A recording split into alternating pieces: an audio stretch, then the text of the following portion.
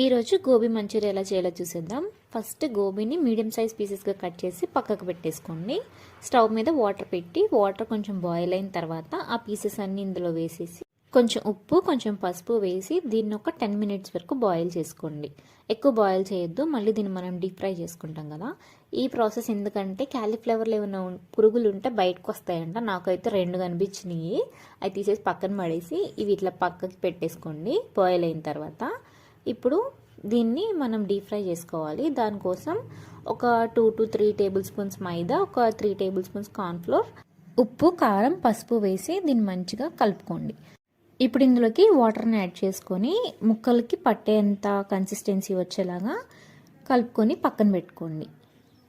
చూసారా, ఇట్లా ఉండలు లేకుండా మంచిగా కలుపుకొని ఈ కన్సిస్టెన్సీ వచ్చిన తర్వాత కార్న్ఫ్లవర్ ముక్కలు అందులో వేసేసి మంచిగా కలిపేసుకొని ఒకసారి పకోడీలాగా వేసేసుకోండి.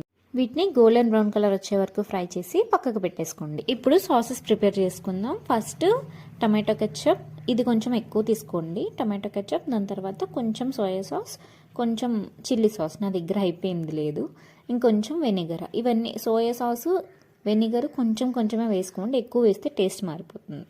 ఇప్పుడు కడాయిలోకి ఆయిల్ వేసుకొని వెల్లుల్లి, చిల్లీ, ఆనియన్స్ కొంచెం నేను ఇలా పెద్ద ముక్కలు కోసుకున్నాను, అలాగే చిన్న ముక్కలు కూడా కోసుకున్నాను, ఒక ఆనియన్ని.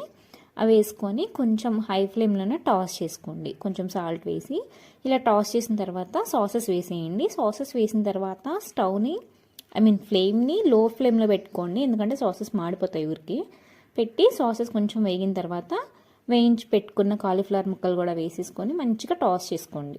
ఫైనల్గా కొత్తిమీర కానీ స్ప్రింగ్ ఆనియన్స్ కానీ స్ప్రింకిల్ చేసేసి ఒకసారి కలిపేసుకోండి.